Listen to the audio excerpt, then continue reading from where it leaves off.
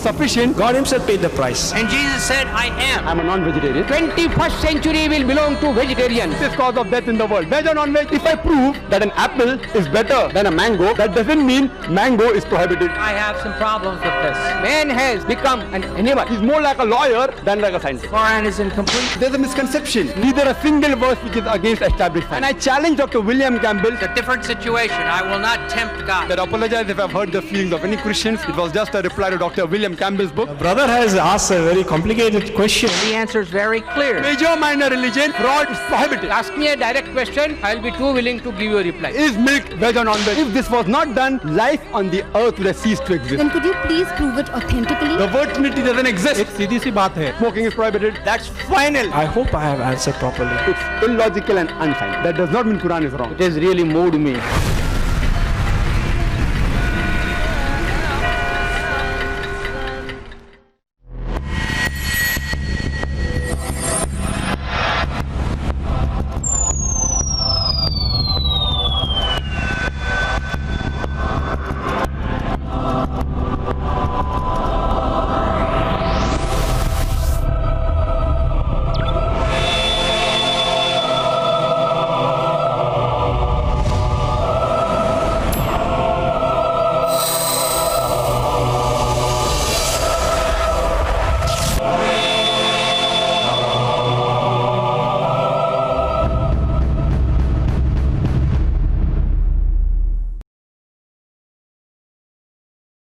Yes, brother. The next questions. We'll have brother here. Assalamu alaikum, Zakir bhai. Wa alaikum assalam. As I learned from you, alhamdulillah, you always quote that makaruhu wa makar Allah, wallahu khairul makirin. They make plan, Allah makes plan, and Allah is the best of planners. So similarly, I feel that the NDTV people, they kept you aside and they had given you less than 4 minutes. And today, alhamdulillah. Less than 3.5. 3.5. 3.5 minutes. And alhamdulillah, today you come up with the same topic and you are saying alhamdulillah more than 1 hour. So this is from Allah subhanahu wa ta'ala, alhamdulillah. As I said that I am the bearded man, my father was not having a beard. MashaAllah. So you're keeping out of free will. According to Kabir Khan. Yeah, that is what I'm saying. My mother, she was not wearing hijab. And I got a 5 sisters, alhamdulillah, all they are wearing hijab. MashaAllah. You should give witness to Kabir Khan. Yes, that is what I'm saying to Kabir Khan only. My wife is wearing hijab. Her mother was not wearing hijab. So I can dua to Kabir Khan, inshallah, biznillah. Maybe his son will keep the beard and his daughter will wear the hijab. Inshallah. If they watch Peace TV, inshallah. Inshallah. And I pray to Allah that may Kabir Khan also keep a beard. Inshallah. Inshallah. So now my question is, Zakir bhai, now 1, 2, 3, 4 times you've seen all these channel people. Okay, they have cheated you, I can say that. They have wasted your time. So if they will call you again for any program, will you go for them? That again depends. As I said, I'm not saying I'll never go for any talk shows again. I've been abroad on talk shows. As I say that I try and judge the integrity and the honesty and the intention of the person in the show. Maybe I judged NDTV earlier when they had an interview of mine, which was taken by Shekhar Gupta. It was wonderful. It was par excellence. Why? Because he didn't edit anything. Even though he may not have agreed with everything what I said, but he allowed me to speak. So therefore, one-to-one interview is far superior. Even there, a person who has an evil intention can alter many things. But Shekhar Gupta, editor-in-chief of Indian Express, same television channel NDTV. So I cannot say it is the NDTV agenda to malign Muslims. It may be the agenda of the We the People show. That's what the people always say that, So maybe. So depending upon who calls me. But normally, after appearing for the show of Farooq Sheikh on Mard, I always put a condition, especially to the non-Islamic channels, that I will get my own camera, I will get my own crew and record. Some initially say yes, then they say no. Here they told no at the last moment. So they went a step further than the other channels. I have been invited by hundreds of talk shows, by many channels. Again, as a policy, I don't attend because it's too much of time wastage. Coming there and spending hours and being allowed to speak for 3-4 minutes. Personally, because I already come on the channel. if a learned person who doesn't have exposure to the media, I feel he should yet go. He should go. Maybe the people get some hidayah. But here, because I come on the various channels, there are hundreds of millions of viewers, it will damage the information. So for me, I should be careful before I attend any show. But I cannot say I will not attend any in my life. I'll take the precaution, but rest I leave in the hands of Allah. As you rightly said, Allah says in Surah Imran chapter 3 verse 54, Makru makarullah wallahu khairul makirin. They planned and plotted, Allah too planned. Allah is the best of planners. So maybe because I attended the Farooq Sheikh's show, my intentions to launch a satellite channel became more firm. That I attended before Peace TV was launched. You know, what I say, that Salman Rushdie, the book he wrote about satanic verses is to be condemned. Net result, many people wanted to read this satanic verses of the Quran, and there are thousands of non-Muslims accepted Islam. 9/11, the attack on the Twin Towers, is to be condemned. Whoever did it is wrong, whether Muslim or non-Muslim. Whether George Bush or Bin Laden, whoever did it is wrong. That should be condemned. But the net result, whoever did it, net result, many people wanted to know what is this religion about Islam. And when I used to go to the Western countries before 9/11, there were few non-Muslims used to come for my talk. Now when I go post 9/11, there are more non-Muslims attending the talk. So net result is that we have more opportunity to dawah. That was wrong, but the end result, Islam is spreading faster. So more the media is maligning Islam, we find that Islam is spreading more. So if they have more such like these on the NDTV, I personally have no problem. Because Allah is there to take care of His deen and His religion. And somehow or the other, at the end of the day, it will surely be benefit for Islam. Yes, brother. Assalamu alaikum. Wa alaikum assalam wa barakatuh. Shah Rukh Khan sounded a little apologetic when he said something somewhere is wrong, but we have to adjust and bear with them. So how far we should adjust and why should we be apologetic? That's my question. I don't know in which context are you telling about that. And everyone is talking about Shah Rukh Khan. I don't know which context he mentioned this. But yes, there are many people who are apologetic. I don't know if Shah Rukh Khan was he or not that time. And in what context did you say that we should adjust?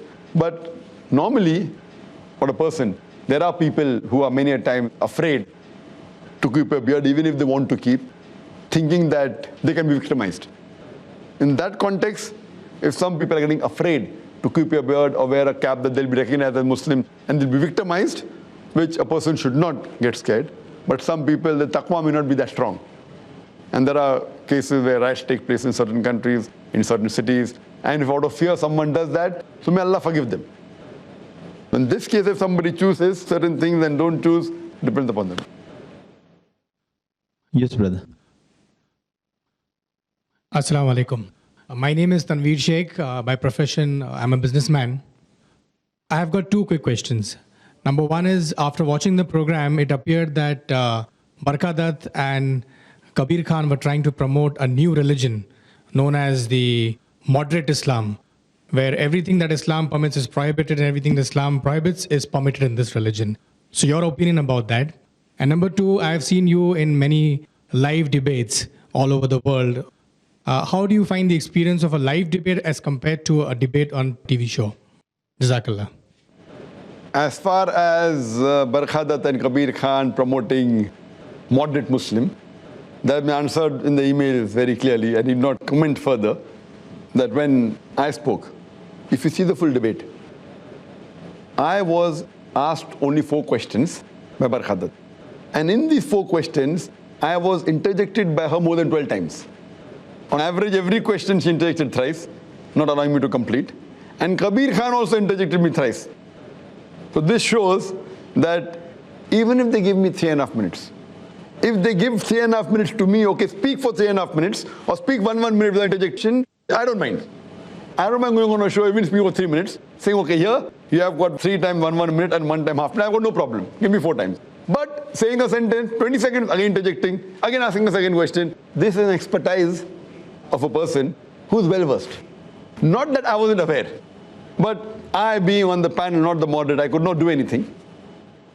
And same thing, When I spoke something, if she didn't interject, it was Kabir Khan. So one answer on average 4 times.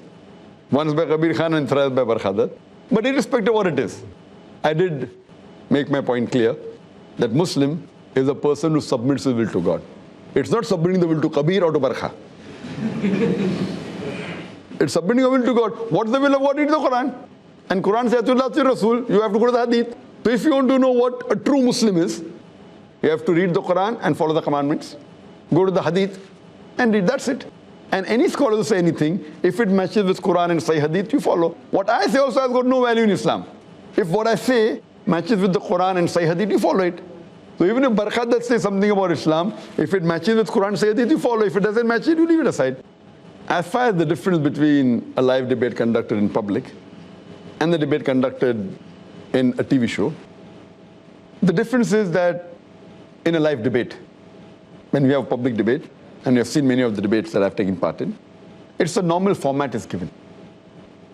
Each of the 2 speakers is given equal amount of time to speak, whether it be half an hour each, or 50 minutes each, or 1 hour each, or both are given chances twice. And the role of the moderator is to see to it that each speaker sticks to the time. Even though the topic is given, the speaker can sway from the topic, that's his will.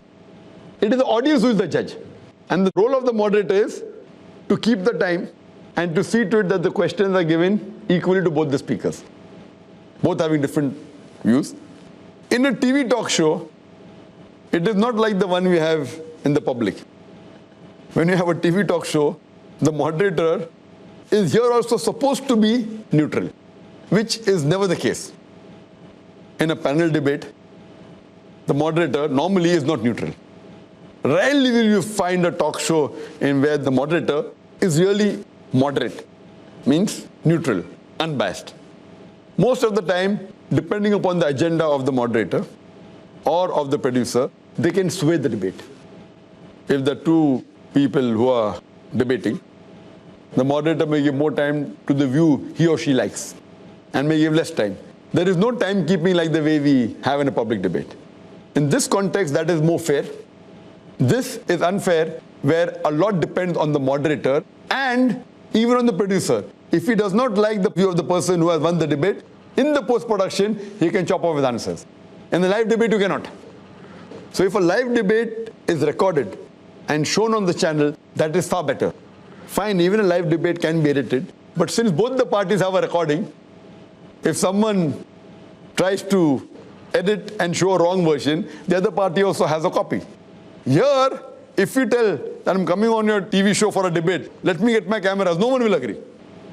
Unless the intention of the moderator is clear and correct. They will say, okay, it is our show, we are doing it for money, we are doing it for TRP. Tell them, okay, we'll record, you keep the cassette, give the cassette after reeling, after telecasting a show. So we have told that on many channels. Fine, if you fear that we record, we will show it before you. What you do, we'll record. You can keep your cassette, power cassette with you. Once you telecast the show, give our original back. They will never agree. Unless the intention of the moderator or the producer is nothing but showing the truth, he will allow you. But we have asked, in India,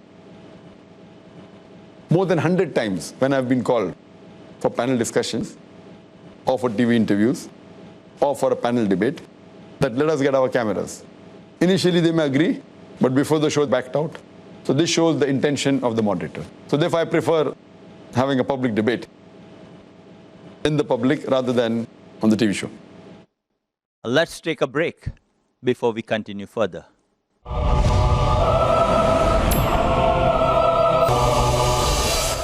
Assalamu alaikum wa rahmatullahi wa barakatuh. Welcome back. We were discussing the reality behind TV talk shows. We continue with comments from some of the websites, especially NDTV. There's Shazia Irshad says, and now we have more media distortions regarding Islam. Barkhadat is a slick lady, simply brilliant, amazing manipulative skills, knows exactly when to interrupt so nothing earth-shattering is said by the learned Dr. Zakir Naik. We have Ahmadullah Tawfiqullah saying, Barkha didn't give time to Dr. Naik, it was a waste. Whenever Dr. Naik started giving any references, she quickly came in between and stopped him. The show was all about promoting My Name is Khan, Qurban, and people standing against hijab. Mansoor Ashraf says, this was the worst interview I have ever seen. The worst. NDTV has really got it terribly wrong. When you are talking about this issue, you bring SRK, Soha, who have no clue about Islam, and they clearly admitted that. And on the other hand, where is the logic in bringing Karan Johar? This leaves a really bad taste, but mashallah, Dr. Zakir gave his best in the limited time he was given. And lastly, we have Mona Hassan saying, I'm very sad that Dr. Naik wasn't given much chance to speak and to say what the correct Islam is all about. Dr. Naik is doing a great job. There are so many millions and millions of people who are getting benefited by him. He inspires many. The question before all of us is, what's the reality behind TV talk shows? The positive, the negative, and the in-between. We throw open the floor for questions from our brothers in the audience. Anyone who'd like to question Dr. Zakir, most welcome. Yes, brother. Assalamu alaikum. My name is Muhammad. Actually, in the program, I noticed that many of the panelists, as well as the anchor, they used a term called lunatic fringe, have started to represent Islam. If they were referring it to the Muslim scholars and orators, isn't this a derogatory remark? And I would like to ask one more question, that not only in this program, but usually in the media, when these kind of celebrities, like cricketers or film stars, politicians, they say that being a good human being, humanity is the most important aspect of Islam. Whereas I think that Tawheed is more superior. So I would like you to comment on this, and I would like Dr. Naik to tell all the Muslims that which is the most important aspect as far as Islam is concerned. As far as the term lunatic fringe is concerned, in the talk show, as far as my memory goes, it was first used by Kabir Khan. And later on, it was used by other panelists, including Barkhadat. And he had a subtle way. What he meant was that the so-called scholars of Islam, that's what he meant. And it was really hitting below the belt. And yes, if it had to be used for anyone, I would say that the Vice Chancellor of Jamia Millia, it can be used for him because he had distorted views about Islam. As far as what is the most important point of a Muslim, what is the most important thing for a Muslim, people normally say that it is human values. I don't disagree with it. A person should be a good human being to be a good Muslim. A person cannot be a good Muslim without being a good human being. He has to be a good human being. A human being is a subset of a good Muslim. Being a good human being is a subset of a good Muslim. And what is the most important thing of being a Muslim? As we said, the first pillar of Islam, that's Tawheed. That is believing in the oneness of Allah subhanahu wa ta'ala. That's also the most important thing of a good human being. Not only of a Muslim, even the most important thing for a good human being is to thank his Creator. So the most important thing for a human being and for a Muslim is to believe in the oneness of our Creator Allah subhanahu wa ta'ala and to worship Him and no one else. And the opposite, the biggest sin for a Muslim or the biggest sin for any human being is to worship somebody else besides Almighty God Allah subhanahu wa ta'ala or to associate partners with the Creator Almighty God. Any brother here? Questions? Yes, brother. Assalamu alaikum. Wa alaikum assalam. My question is that you were telling about that 9/11 was an inside job at that time. Barkha interrupted you. How can you prove that 9/11 was an inside job? Brother, I never said that 9/11 was inside job. I said this is the view of the people. Some people believe that. So when Barkhadat asked me, when she asked me on Osama bin Laden, and she asked my views on Osama bin Laden, and I said that I cannot base my views on BBC and CNN, because that's what the Quran says. Whenever you get information, check it up before you pass it on to the third person. So if I have to base my views on BBC and CNN, I have to agree that Osama bin Laden was a terrorist. Based on this, I said I cannot give my opinion just on BBC and CNN. And then she goes on to say that, haven't you seen Al Jazeera? Yes, I've seen. But Al Jazeera, again, according to me, it is a part of the American conspiracy. It's controlled by the Americans. I've been to Al Jazeera channel. I've been to Qatar. I know many people who are on high post, and many have the opinion that Al Jazeera is controlled by the Americans. So why should the tape of Osama bin Laden be given only to Al Jazeera? Why not to other Muslim channels? Why not?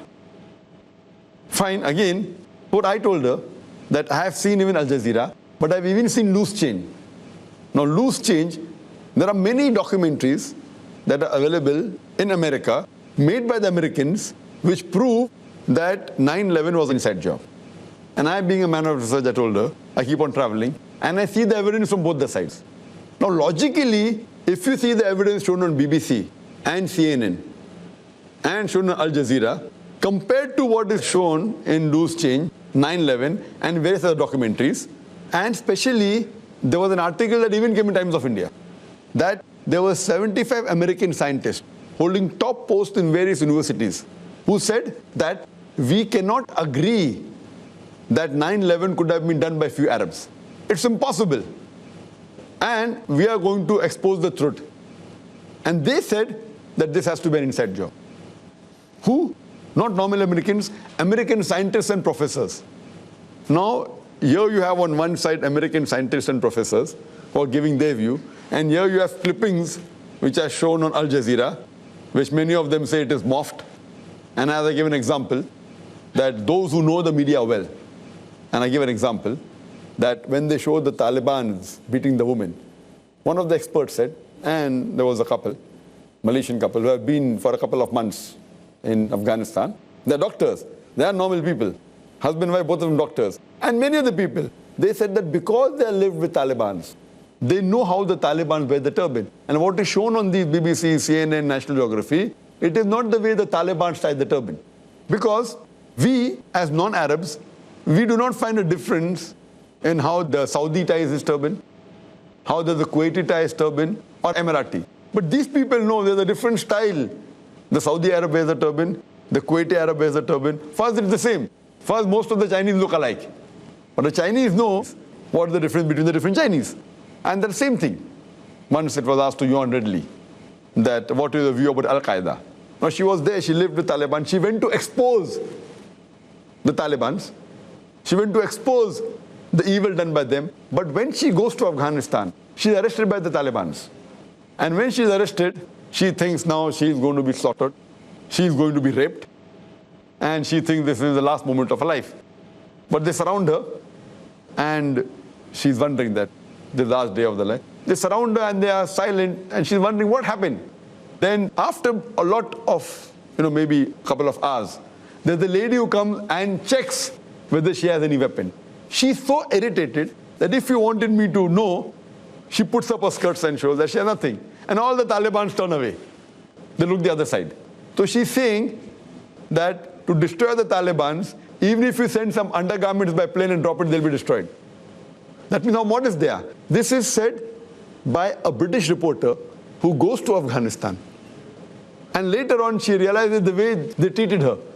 Before she was released on one condition. They didn't force her. They said, you promise us that you'll read the Quran. So she said that once she's released, she'll read the Quran. Only on that condition they left her. They didn't demand anything. And when she was released, when the media asked her, what happened? And she said that they treated me like a guest. After that, she was boycotted from the media. So this shows how the media is biased. And I have spoken to Yuan Redley personally. She's the reporter. So same way about the inside job.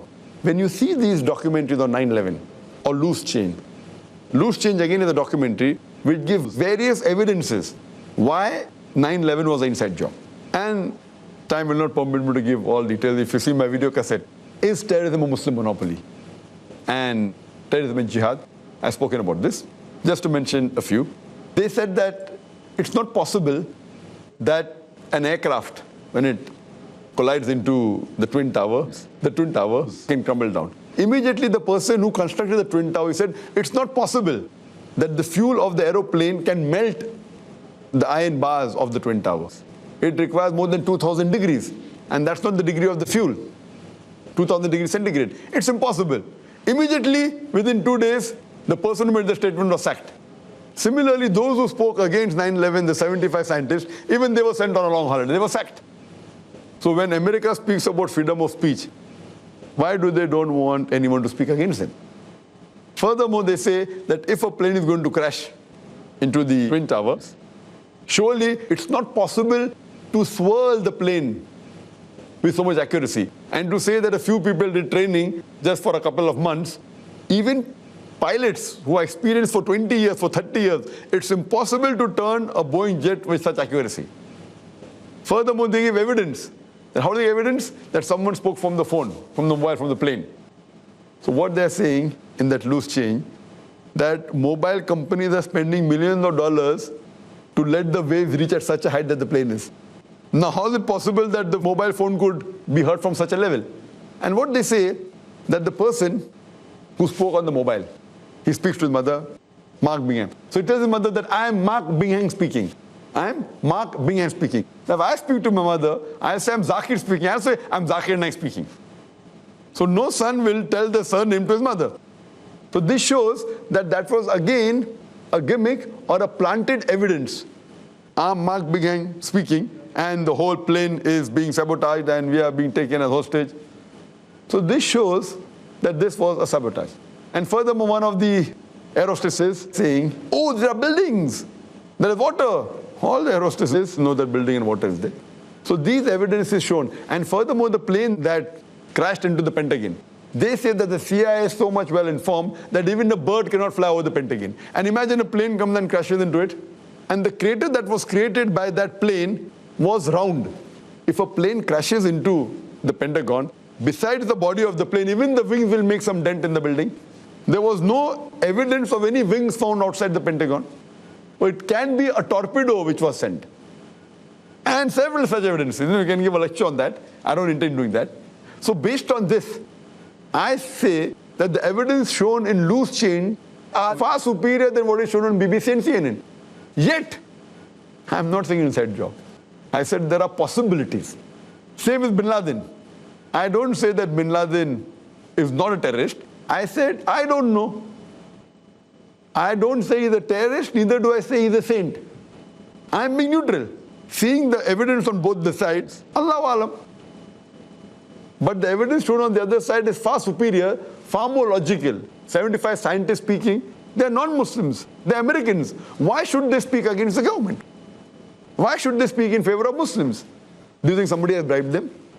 And here, these people, 75 scientists, they give a reason. Why are they blaming Afghanistan? Because of oil. To have a pipeline through. So they're giving reasons. She says it's a conspiracy theory. I said all conspiracy theories are not conspiracy. It can either be a fact or a theory. So when she says such things, a conspiracy theory, which we have heard of it a lot, we have to hear it. And then let our intelligence judge which of the two is correct. If I have to give more weightage, I would give more weightage to the theory of inside job. Yet I'm calling it a theory, I'm calling it a fact. I'm saying it's a theory yet. Out of the two, that carries more weight, it's more logical, it's more scientific, it's more appealing. It exposes the media. But that wasn't given much of highlight because these media are being controlled by the governments. They are being controlled by vested interest people. So that is the reason I say that media can be very dangerous. And I've discussed in detail in my talk, media and Islam, war or peace. Hope that answers the question. And Jazakallah, Dr. Zakir. Don't go away. We just have a short break.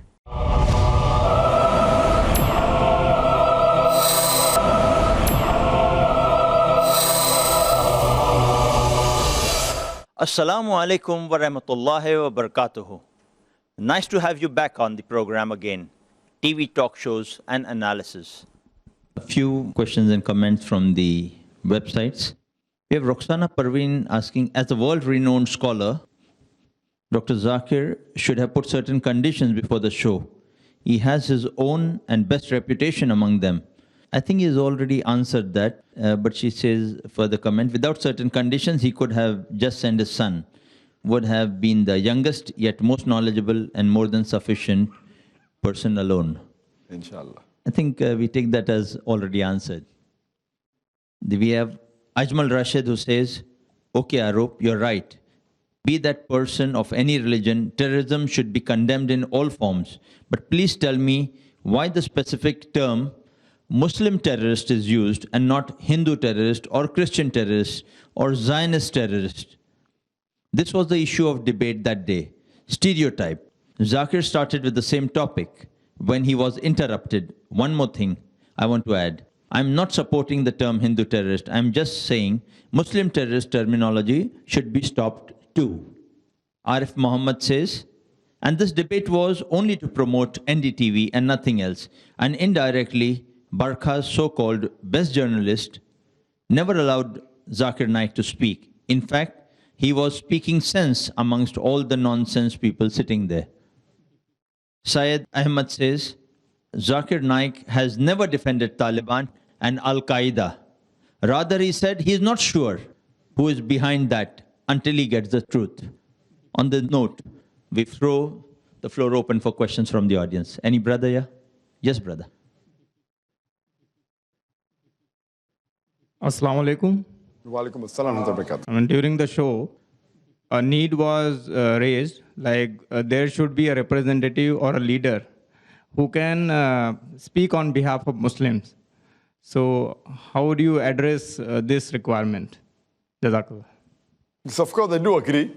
There should be a spokesman on behalf of the Muslims, on behalf of Islam, but that spokesperson should have knowledge of Islam, should have knowledge of Quran and Sahih Hadith, and besides having knowledge of Quran and Sahih Hadith, should also have knowledge of the media. As the Quran rightly says, that Allah says in the Quran, in Surah Nahl, chapter 16, verse 43, and Surah Anbiya, chapter number 21, verse number 7, فَاسْأَلُوا أَهْلِ الذِّكْرِ إِن كُنتُمْ لَا تَعْلَمُونَ. If you don't know, ask the person who is knowledgeable.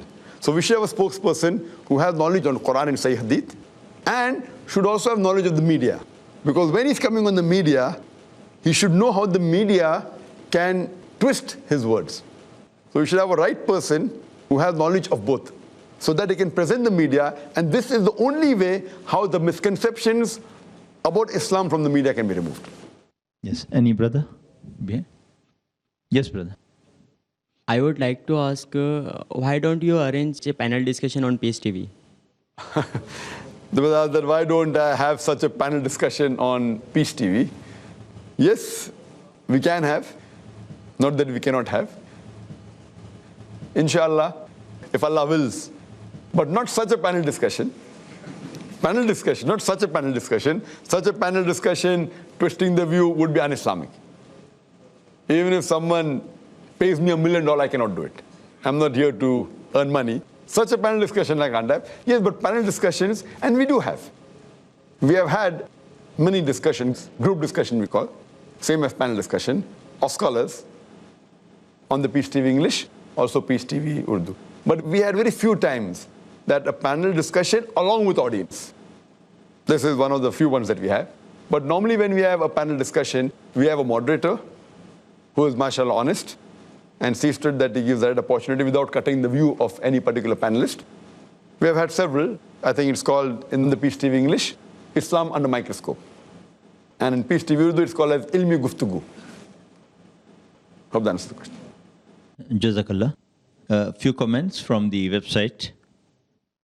FRK says, Barkadat has not given enough chance to Dr. Zakir Naik to speak. Instead, she was asking more to those people with Shah Rukh Khan, Sohaili, Kabir Khan, who know nothing about Islam and presenting the wrong picture to all Muslims for their financial gains. We have Shumaila Siddiqui who says, a useless show. Barkha did unfair. This show was more for the publicity of My Name is Khan. It was just the wastage of the precious time of Dr. Zakir. Dr. Zakir should not attend such type of shows. They do not suit him. He is, mashallah, a great daya.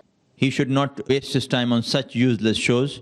May Allah protect Dr. Zakir from the enemies. Ameen. Ali says, they barely gave Dr. Zakir any time to explain facts on Islam. The most knowledgeable of the panelists, with the least amount of airtime to discuss Hindi films stereotyping Muslims. It was obvious they were not interested in learning how true Islam operates. I must commend Dr. Naik on the level of patience he displayed, as some of the panelists tried to give us a watered-down version of Islam, and Barkha that it was totally crap and biased attitude. Lastly, Irfan Jamal, he says, well, after a long sleep, I'm just reading all the comments from where I left yesterday night. I feel that Dr. Naik did make up his point in the very minute time which he got. He quoted the right verses at the right time. We continue on the discussion. TV talk shows. We are discussing this last TV talk show Dr. Zakir was on air 2 weeks back on NDTV, We the People program, dealing with stereotyping of Muslims and Muslim identity. May we have our next questions from the audience? Yes, brother. Assalamu alaikum. Wa alaikum assalam wa rahmatullah. During the show, Sohali Khan had said that she had read the Bible and parts of the Quran and Bhagavad Gita. And then she said that Islam is something between her and Allah. So I just wanted to ask you whether you agree with her view or... As far as the statement that Islam is between her and Allah, that Islam is the personal thing between the human being and Allah, that definition per se is correct. It is personal. It is a personal relationship. But if suppose a person says that they belong to one particular religion, and if they don't follow the rules and regulations of religion and yet say that they are belonging to that religion, that's the problem. So someone has a personal relationship with Almighty God, that's correct. But to say that I am a Muslim and then I don't follow the rules of Quran and Sahih Hadith, this is hypocrisy. So then I said, say, okay, it's personal. It's my personal relationship, but I'm not a Muslim. To say I'm a Muslim means I submit my will to God. The will of God is mentioned in the Quran. The Quran says, Atiullah wa atiur Rasul, obey Allah and obey the Messenger. So it is hypocritical. But the statement, it is personal, that is right. But to say it is personal and then say I'm a Muslim, or then say I'm a Christian and don't follow the teachings of the Bible. You say I'm a Hindu and don't follow the teachings of Hinduism, of the Vedas, that is hypocrisy. Similarly, if a person says he's a Muslim and doesn't follow the teachings of the Quran and the sayings of the Prophet, then he should not say he's a Muslim. He says, fine, I'm proud to be a non-Muslim. It's not a problem. A few comments from the website again. We have Brother Muhammad Tawqir who says, Barkadat, the whole world could make out how unwilling you were to give Dr. Zakir Naik a chance to speak. You term the show as being Muslims in today's India and allow the so-called stars of Bollywood to speak. Was it a show of reviewing movies? And are they as important topics concerning Indian Muslims? Barka, to hell with you, you have lost all the credibility. Dr. Zakir Naik and Madni Saab should have been given more time to speak and make others sit and listen. Then you all could have understood what Islam is all about and not the way the so-called Badshah had to explain. A disgusting show. NDTV has to apologize to both Dr. Naik and Madni Saab for inviting them and not giving a chance to them to speak. Muhammad Adil says, why the hell you invite a person like Dr. Zakir Naik and then in front of the whole world clearly do not allow him to complete his point? You think that with this, the practicing Muslims will support the film stars? We know the reality, alhamdulillah. Just don't unnecessarily fool the public by showing such nonsense where every XYZ starts defining Islam and the real scholars are called but not given the due time to put their views. SK says, Team NDTV, it feels very, very sorry you wasted Dr. Zakir Naik's precious time. And honestly, Barka, were you really interested to know what the Muslim identity is all about? Or were you looking out for glamour goodies? The way you were busy with glamour people out there, it seemed as if asking the sweeper to do the heart surgery, a complete waste. Rizwan Basha says, as expected, when Dr. Naik was trying to say something, Barka said, I will come back to you, Zakir, but never got back on that particular discussion. We'll continue our discussion with Dr. Zakir Naik after this break.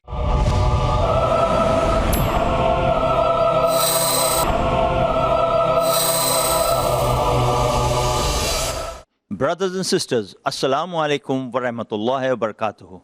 Welcome back to our show, TV talk shows and analysis. And lastly, a question for Dr. Zakir.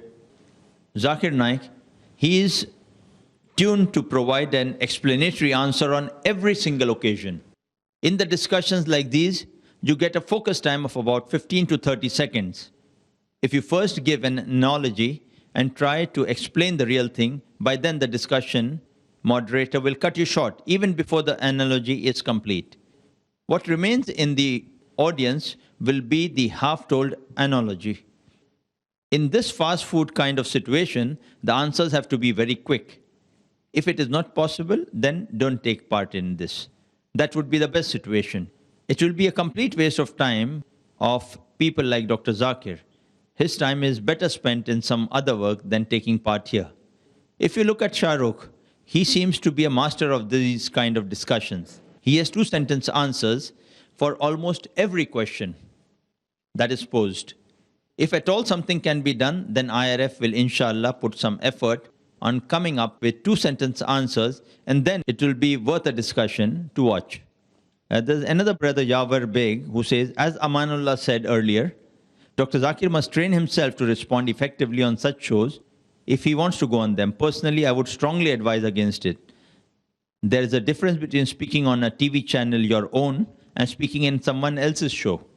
I would strongly advise staying away from controversial issues as they tend to bog you down, as happened. Though I must say, I respect Dr. Zakir Naik's courage and the stand he took. Not many have the courage to speak the truth in public. Dr. Zakir's comments. As far as the first questioner, he said that a person should answer in less than 30 seconds and a person should be trained. And he calls Shah Rukh Khan as the person who is master in this game. I partly agree, I partly disagree. If you see the full show, Shah Rukh Khan was given more than 11.5 minutes to speak. I less than 3.5 minutes. And many a time he spoke more than 1 minute. So to say that a person should speak in less than half minute, it depends upon the moderator. When the moderator gives one person 11.5 minutes and the other person less than 3.5 minutes, and the questioner is saying that he was expert, that means he hasn't seen the show properly. Because Shah Rukh Khan spoke for 1 minute, 1.5 minutes many times, because he was not interrupted. Secondly, I do agree that the answer should be short. It cannot be the same as you give in a lecture. I do agree. But even if your answer is short, you can yet manipulate. And I gave a simple example that if someone asked me that what are your views about the policies of George Bush? And if I say the policies of George Bush are not good, they will chop off the knot and say that the policies of George Bush are good. So if you cut the knot, it becomes policies are good. So this statement, the policies of George Bush are not good, is hardly 10 seconds.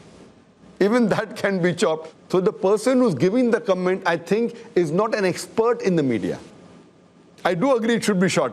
But if the intention of the moderator and the intention of the producer are not correct, are not honest, and if they're evil, I'm telling, even if you get the best expert, and since I'm a man of the media, if a best expert comes in front of me, and if I want to put him down by having evil intentions, which I will never do, but if, just to show, you get me anyone. I will be the moderator, I will do the post-production, I will make him say what he does not believe also. It's very easy. I know this because I'm a man of the media. Not only do I give talks, I know post-production, I know handling the camera, I do editing, mashallah. I know what can be done. So what this person is saying is partly correct.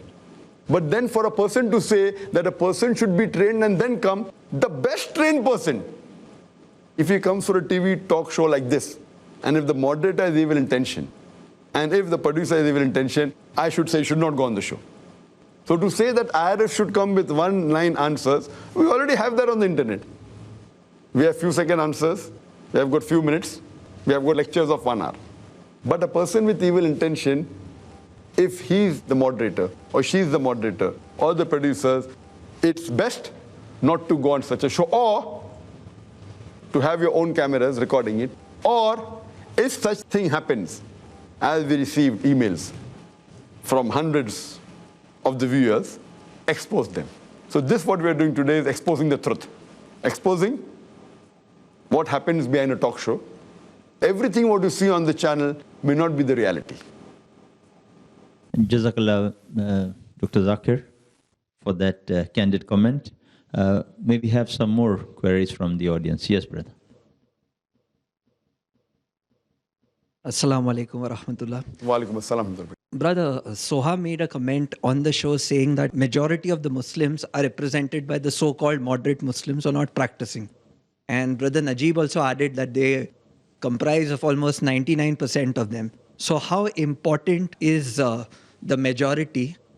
And do you think that it really reflects or is responsible for what Islam actually is? I disagree with the comments made by Soh Ali Khan and by Kabir Khan say 99% not practicing. Yes, he may be. If he says he is one of them, I've got no problem. But to say 99% are not practicing, I totally disagree. On the other hand, there may be many who are not practicing. But today, amongst all the religions, though on census form, according to statistics, the religion which has the maximum following is Christianity, has about more than 2.5 billion. But according to statistics, the religion which is maximum followed is Islam. The religion which is maximum practiced, it is Islam. Coming to your question, does majority carry a weight? No. If majority says 2 plus 2 equal to 3, does 2 plus 2 become 3? No. 2 plus 2 will remain 4. So it is not the majority which wins, it is the haqq which wins. So democracy sometimes has a problem. In democracy, if majority says 2 plus 2 is equal to 3, then 2 plus 2 becomes 3, which is not the case. So in Islam, majority doesn't win, the truth wins. So to know about Islam, if majority people say that Muslim means a person living in Saudi Arabia or a person living in, maybe Lucknow, that doesn't become truth. So majority never wins, it is the truth which wins. So to know what is the definition of Muslim, you have to go to the dictionary. And there you find Muslim means a person who submits his will to God.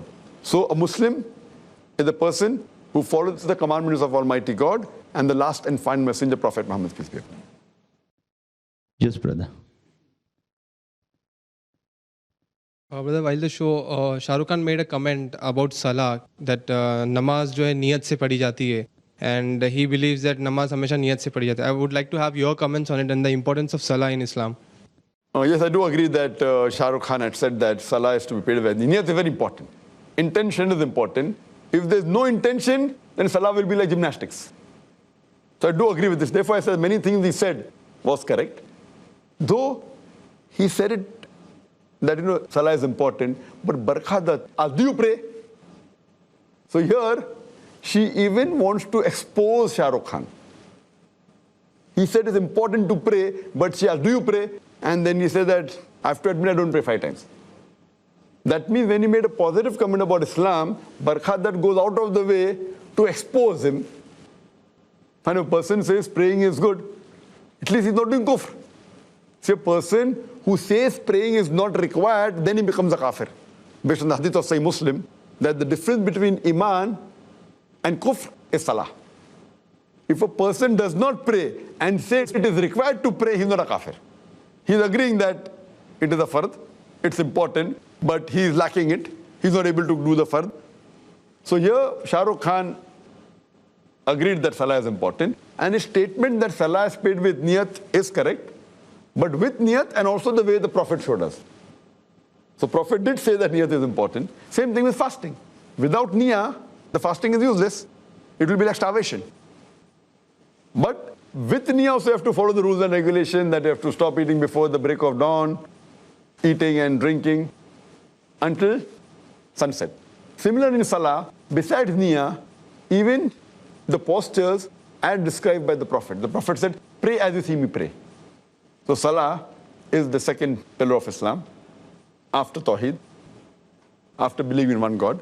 The second most important pillar, it is Salah. Why?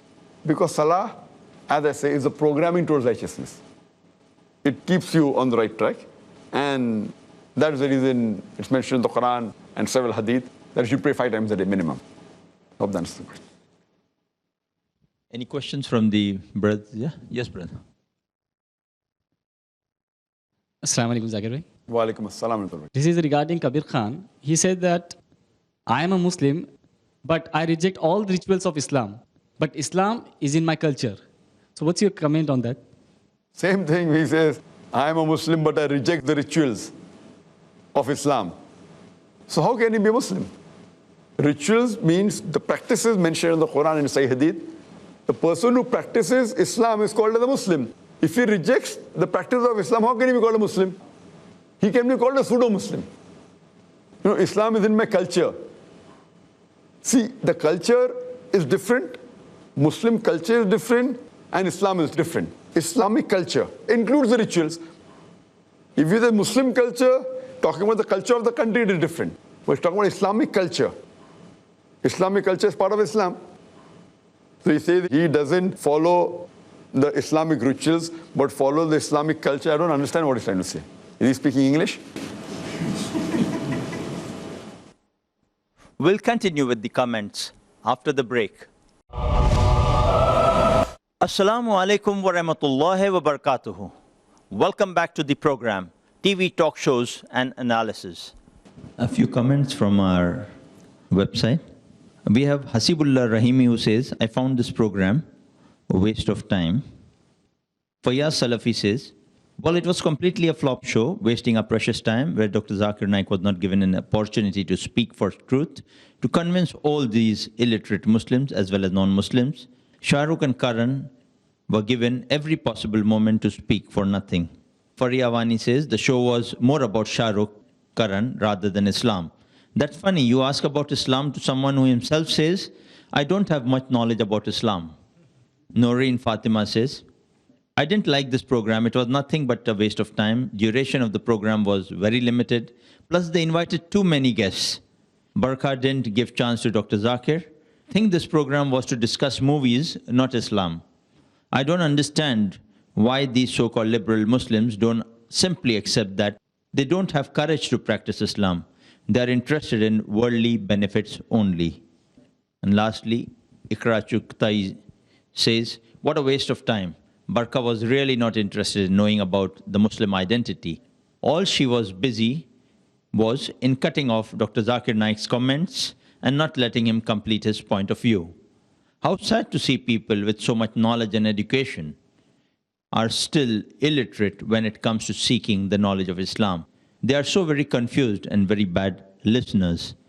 On this, may we have some comments or questions from the audience? Yes, brother. Assalamu alaikum.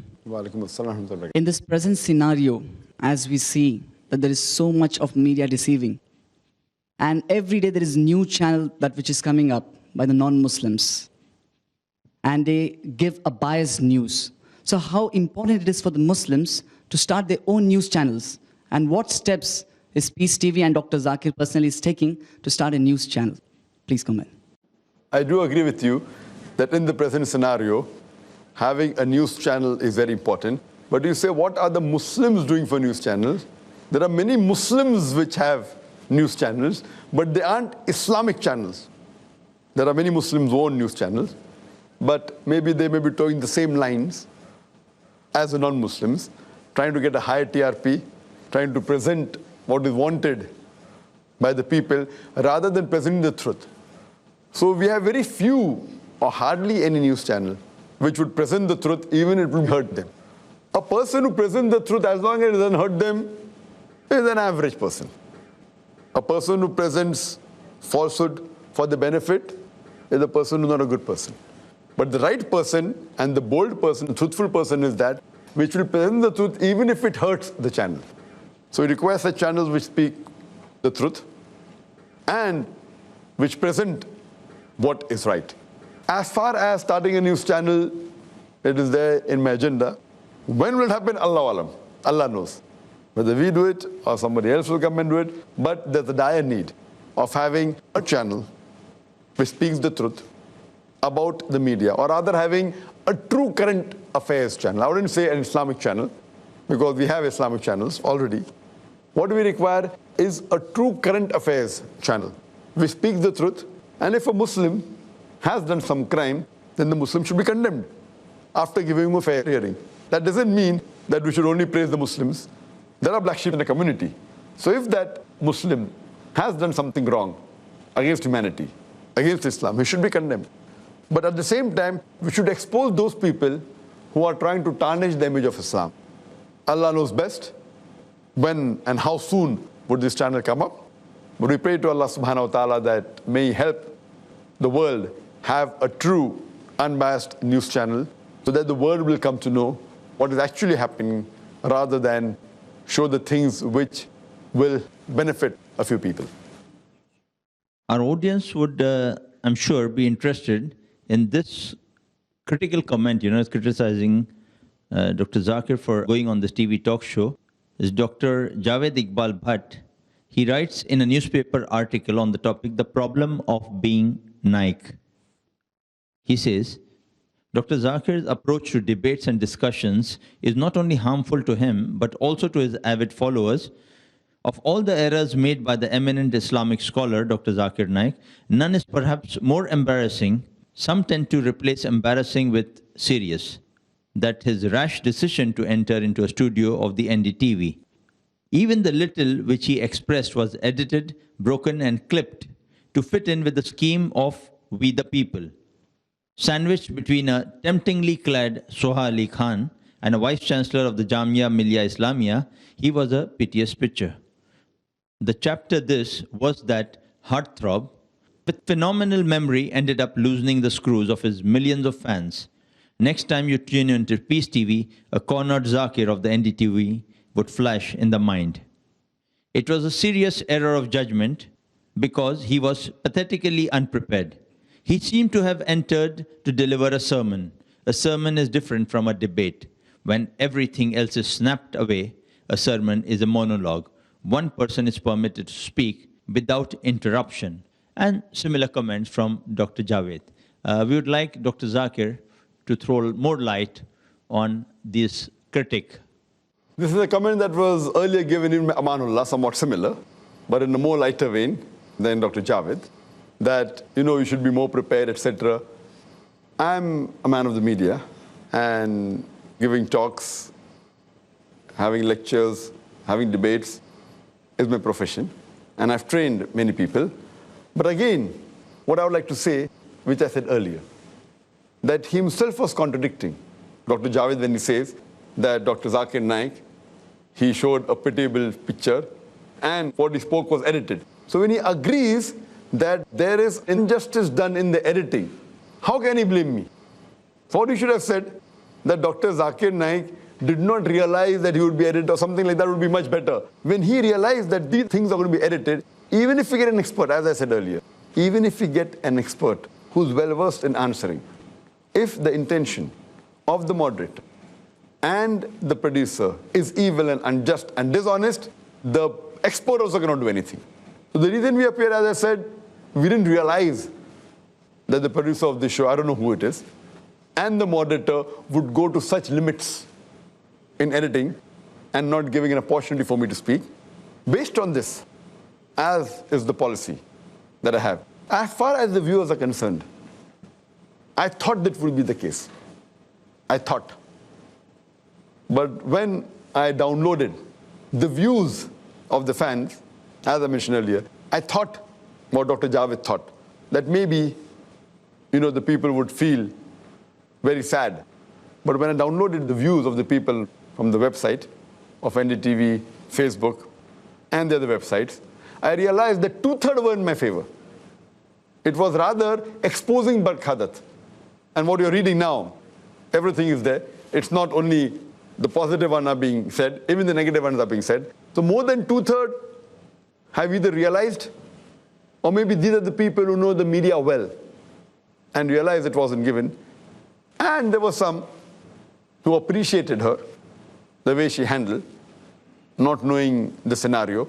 So what I say, that those people, whenever they see any TV talk show, they should realize that talk shows per se, they are manipulative. What they do, that they either get a person who has less knowledge on that subject. So if it's the topic on Islam, they get a person who has no knowledge about Islam. And then he does the job. The moderator need not use the skills. Or on the other hand, they get a person who's famous and they cut him down, don't give a proper chance, like what Barkhadat did. Besides all these comments, besides interjecting me for more than 12 times, there is a way how a moderator knows when is the best time to ask a person. If you realized, when she started the show, she first asked Shah Rukh Khan a question. Then she kept on asking other people. She asked me second last or third last. Why? Because in the beginning of the show, the later you ask the person, the better it is. But when she ended the show and she said, now we'll have the final comments from the panelist, the first person she asked was me. Why? Because the first person you ask, his remarks would remain the least in the mind of the audience. So these things are well known by us, but we cannot do anything. And that's the reason I think Javed Iqbal was impressed by Barkhadat. And that's how he hit in these comments. And even in that last final comment, she asked me a comment, and I go to make a point that the Muslims should know how to answer the media. And I said that if we notice the incidents recently that came last month about the bomb blast that took place in Pune, in German bakery, where about 9 people were killed. It came as headlines. And suspect Muslims, suspect, mind you. And the same day, the Maoists, they killed 16 policemen. Proven by Maoists, no suspect. It either comes as news breeze or it comes on the front page below. Immediately Barkhadat interjected, no, even that came as headline. And she passed on, without allowing me to complain. She knew very well the point was so strong, so strong. Even if it came on the front page, in most of the paper, including Times of India, the headline was, 9 people killed in German bakery in Pune, suspects Muslims. Below in the front page, Maoists killed 16 policemen. Now, planning to kill 1 policeman is a bigger news than general innocent 9 citizens of India being killed. Killing 1 policeman who is supposed to uphold the law in the country is a bigger news than killing general pedestrians on the street. 9. And that also here, the person who has done that is known, confirmed. The news article is small. The German bakery, both are terrorist attacks. So she didn't allow me to complete, knowing very well that this point is very strong. No, even that came as headlines, finish. So does it mean that she is asking me and she is not allowing me to complete? So just because I made a very strong point, she cuts me down. And then immediately to help her, you have Kabir Khan interjecting. So that means she didn't allow me to give the final comments. I spoke for less than 17 seconds. So as I told you, the steering wheel is in the hands of the moderator. So here, but people realized many a time. So for intelligent people who know the media, we can really see behind the scenes. But for general layman who are unaware of the media, so I think Javed Iqbal may not be well versed with the media. But if he knows the media well, he would have made that comment. Jazakallah, Dr. Zakir. Thank you for your comments, which actually turned the tables over on the understanding when it was half cut. You completed the other half. MashaAllah. I think the audience gets more enlightened on that. Before we proceed further, can we take a small break? We'll get back with all of you soon.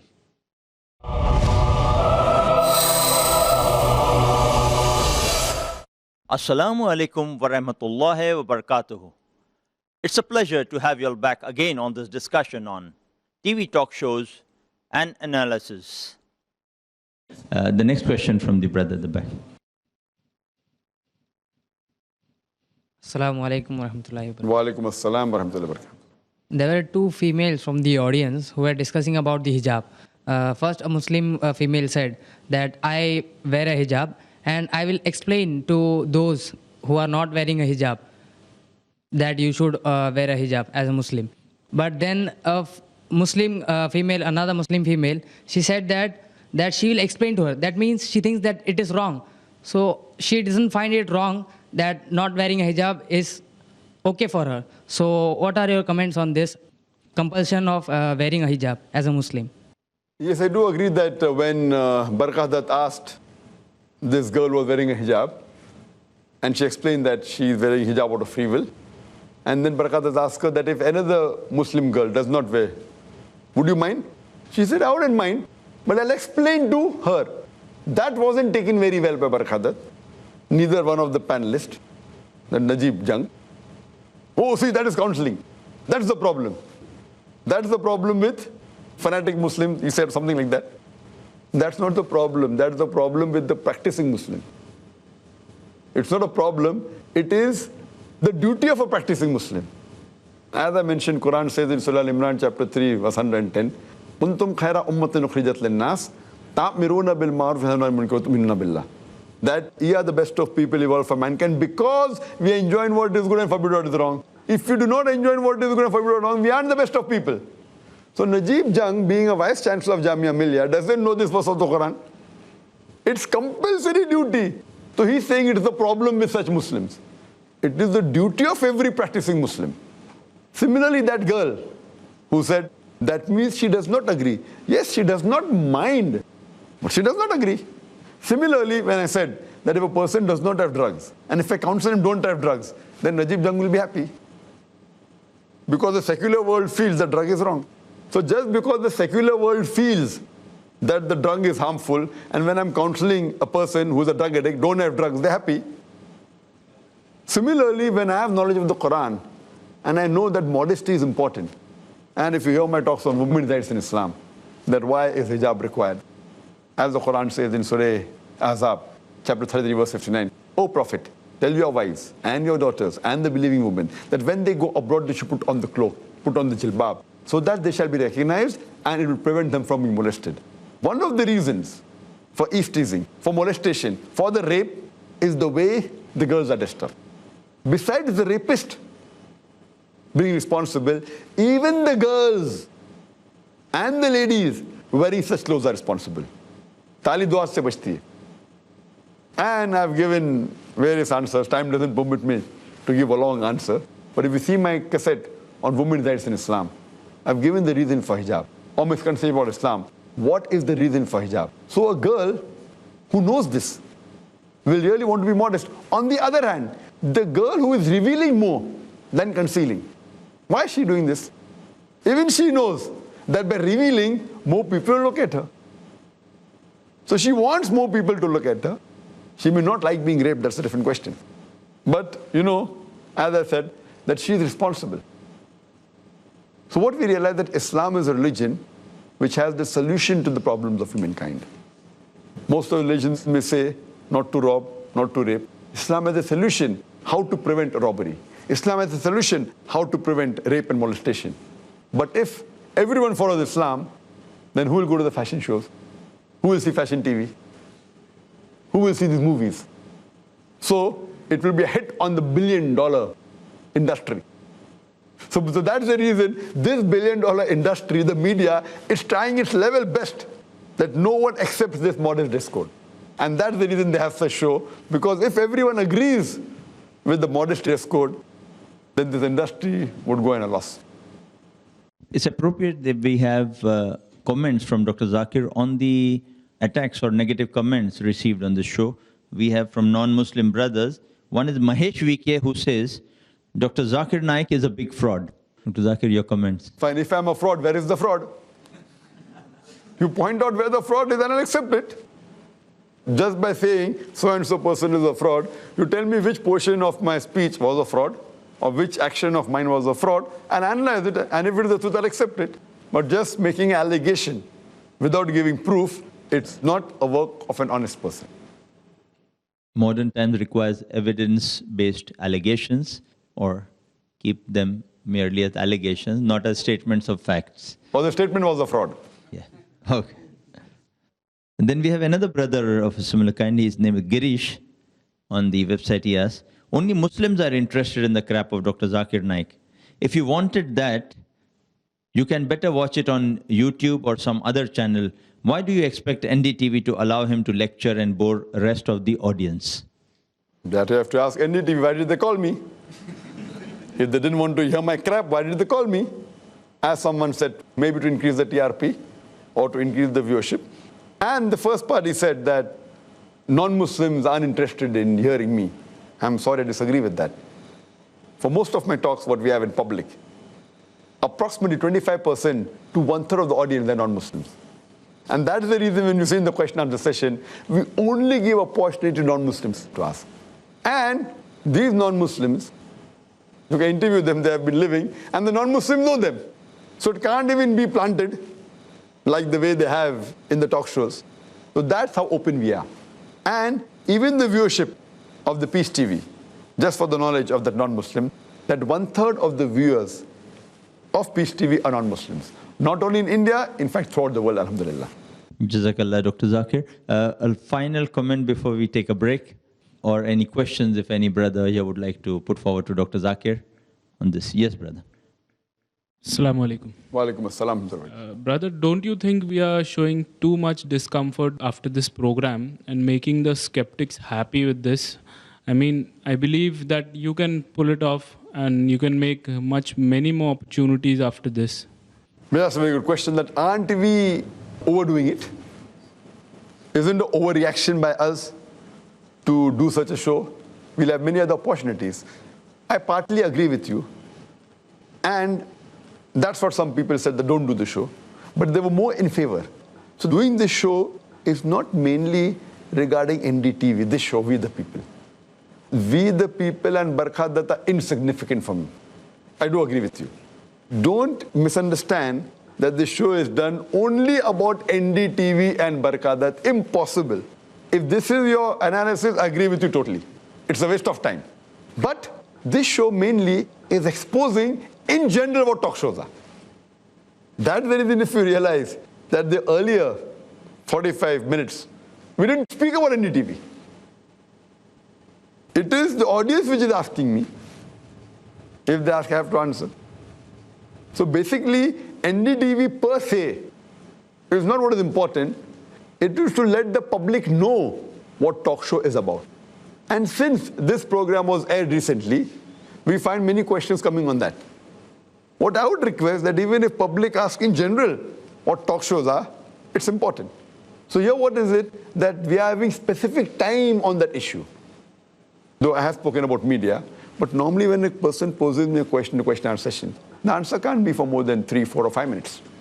Here we have a couple of hours to speak about it, post-mortem it, and discuss it. So it's very important that the main purpose of this show is to let the people know what goes behind the scene. And I'm sure, if you're not a man of the media, do you know that by editing, if I take your TV interview and I take your comment and I edit, as I mentioned earlier, you too would feel it was a slip of the tongue, which maybe before the show you weren't aware of it. Were you aware that a portion can be cut? You are aware editing is done. But even if I take your interview, you would be shocked and you will think that it was a slip of the tongue when you say that, if you disagree with George Bush, I'll make you feel as though you're agreeing. So these things, if examples are given, this is not part of the show, not part of NDTV. I gave a couple of examples of NDTV, but generally what happens behind the scene. So the main purpose of this is not overdoing it, is to expose the truth behind the TV talk shows. Jazakallah, Dr. Zakir. We continue with our displeasure, discontent, distress. These kind of comments continue, a few before me now. We have Shabbir Ghani saying, shame on NDTV and Barkhadat, such a biased show. Shumaila Siddiqui says, show. The show was useless. Sami Imtiaz says, I have and keep telling that Barkhadat in a program is always trying only one thing, that's to project herself. She is devoid of any intellectual material, nor do her show offer any intellectual appeal. Masroor Ashraf says, agree with you. Over the years, Barkha has hogged the limelight. She has become more arrogant. I'm starting to hate NDTV because of her. I hope Pranoy Roy is reading these comments. Nadia Jamal says, I was your fan till yesterday, Barkha, but not anymore. After watching We the People yesterday and not letting the Islamic scholars speak who hold a thorough knowledge of Islam, let me clear the misconception about Islam. It is not the religion only for Muslims, but for whole mankind. I would advise you to read and do a thorough research before conducting shows on Muslims and Islam. On this note, we throw open the floor for questions from our brothers here. Let's take a break before we continue further.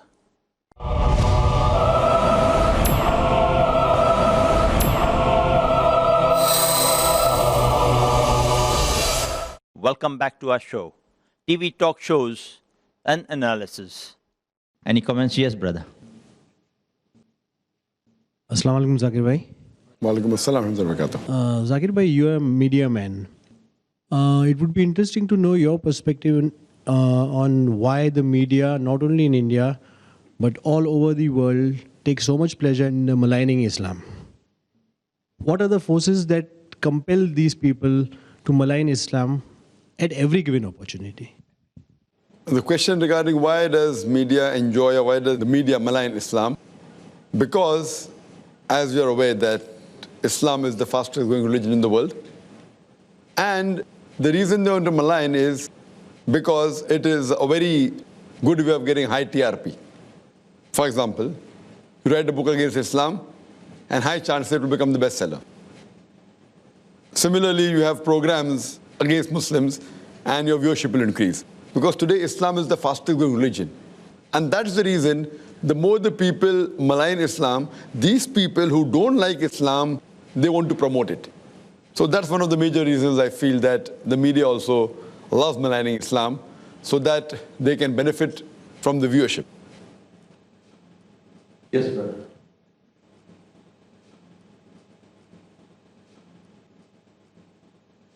Assalamu alaikum. Walaikum assalam. Shah Rukh Khan is boastfully proud of being a Muslim. He even said in the program that every moment he remembers Allah subhanahu wa ta'ala. In this respect, what message, what advice would you give him so that his life becomes more meaningful for this world and the hereafter? And secondly, he happened to say that if his children, he won't want to teach in a stricter Islamic way. So, what is this stricter Islamic way teaching, and then what kind of values may be imbibed in the children so that they get the Islamic value in them? The best suggestion I can give as far as for a person who says that he thinks of Allah always, the best I can say is that if he reads the translation of the Quran. He said he has read the Quran in Arabic, he has read it in English, but if he keeps on reading Quran and makes it a part of his daily life, because the glorious Quran is the most positive book in the world. It's a proclamation to humanity. It's a fountain of mercy and wisdom. It's a guide to the erring. It's hope to those in despair. It's a solace to the suffering. And it's an assurance to those in doubt. I feel if a person is attached to the Quran, that's the best guide that he can have. As far as he mentioning that he wants his children to learn Islam, it's nice of him to say that he wants his children to learn Islam, but he's a little bit skeptical that not the Islam which is followed by certain Muslims who he feels may be going to one extreme or one excess.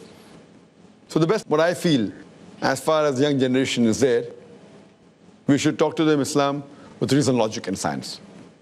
Islam is the most scientific religion, it is the most logical religion, and it is a religion which has the solution to the problems of humankind. So if you explain Islam in the right way, inshallah the youngsters, and that is the reason today we find that the younger generation, they are coming closer to Islam even than their parents. Jazakallah. We have a negative comment from brother Sabir Bhatt, non-Muslim. He says, this on the website, "Hello Barkha, religions are all antiquated. Why did you have to bring in a nutcase like Zakir Naik on the show? Surah number so-and-so. Give me a break, this guy cannot think on his own. He should have sent his gramophone record instead. Isn't it time for human beings to move on and on, away from history and religions? You can learn from them, but why to? See, more make them a cornerstone for your present-day thought. We have covered a lot of ground in the last 5,000 years or 1,400 years. Why are these clowns dragging us back in time? I was even surprised that Shah Rukh wants to call himself a Muslim. Sorry, makes me laugh. What is he looking for now? Possibly a vote bank? Why can't we just be humans?" As far as comments that why are we going back in time and why should we call ourselves Muslims, why can't we just be humans? But naturally, as I mentioned earlier, that to be a good Muslim, you have to be a good human first. It's like someone telling me, fine, why not pass standard 10? I'm talking about post-graduation. So passing standard 10 is like becoming a good human being. Being a postgraduate is like becoming a good Muslim. So the person only happy by passing standard 10, that's his choice. I want to be a postgraduate. So to be a postgraduate, besides being a good human being, I should be a good Muslim. I should submit my will to the will of Allah subhanahu wa ta'ala, to our Creator. And if I follow His advice, that will make me successful in this world as well as hereafter. May we have some questions on general, from our brothers here, not necessarily on the talk show. I know it is topical, it is recent, it is relevant, what we had on NDTV. Any other specific question you'd have on TV talk shows, we'd appreciate that from any of our brothers. Yes, brother. Brother, I've always heard you saying that Muslims should know how to reply in media. And we all know that the Muslim celebrities and sportsmen, they are often on media.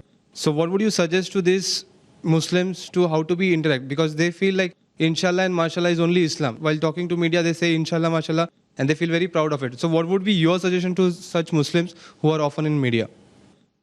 Those Muslims who are sportsmen and who are celebrities, they are in the media, I feel that they should take this opportunity. And I feel they should be able to convey the message of Allah subhanahu wa ta'ala. Now, how it is done, it should be done subtly. Because if he's the sportsman, if he's the celebrity, maybe he'll be having many non-Muslims as followers. So this is a good opportunity where he can convey the message of Allah subhanahu wa ta'ala. Like he should get in his life the teachings of Islam.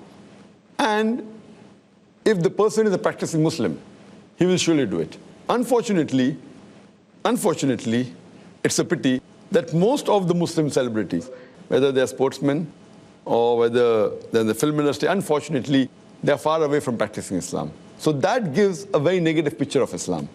So if they come closer to the Quran and closer to practicing Islam, inshallah, immediately they will feel that they will be good ambassadors of Islam. We have two quick comments from the website. Javed Sheikh says, look guys, I won't blame Shah Rukh because he didn't speak anything on the Quran and Sunnah. He admitted the fact that he is not a practicing Muslim and more work is needed to be done on his part. And he honestly said the fact that we Muslims need specialists, that's people like Zakir Naik. So he respected the ulamas and scholars, just that he's having his personal jihad to be a better Muslim. He didn't offend us like the stupid Kabir Khan or Soha Ali Khan. He was keeping quiet for a reason. We have another comment regarding the talk show from Ahmad Abdullah. Says at the rate of Smart TS, well, if you go through details and a little bit of research, then you will come to know that 9/11 was well-manipulated massacre planned by American politics. More than 200 engineers and architects from America only have proved that, and Fahrenheit 9/11 exposes the truth through film industry media. And for more, you can go to www.911myths.com.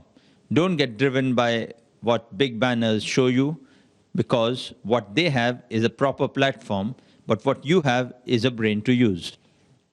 We have Zainab Ahmad asking, the worst part was when Dr. Zakir was given a chance to speak. They just barged on him, and that was after they had their say. I feel the topic on Bin Laden shouldn't have risen. They would have done it on purpose. I would request Dr. Zakir to comment on this, As I said earlier, that Barkhadat had done homework, and she knew my views, not that she was not expecting that answer. She knew that answer, very well she knew the answer, but she also knew that she could cut me down, and she would not give an opportunity for me to explain. So she has done her homework well, and I knew what was coming. We have some comments from other brothers. Shahbaz Siddiqui says, my point is that they called him just to raise their TRPs of their show. We the people, how many people agreeing to it? Commenting on Dr. Zakir. We have Bint Abdullah saying, after all, what they did with Dr. Zakir, mashallah, he was calm and smiling. May Allah bless and reward him for his patience. Shahbaz Siddiqui says, he was not even given a chance and he was stopped every time when he came to the topic. They gave a chance to people who can run their media. Shame on our Indian media who is next to the terrorists. We would like to ask on this particular note, we've had so many comments which are people who are so perturbed, disturbed by this kind of attitude of the media, which does not let us have a clear picture about stereotyping of Muslims. And it just remains an inconclusive talk show for many who saw the program. I would like Dr. Zakir to give a more in-depth understanding of what can we do about such a situation in the modern world we live in. Are you talking about the talk show or about the topic of the talk show? About the talk show and how they come to conclusions which are not wholesome as such. As far as the talk show is concerned, as I said, that most of the talk show, they have an agenda. And most of them, they're able to meet the agenda.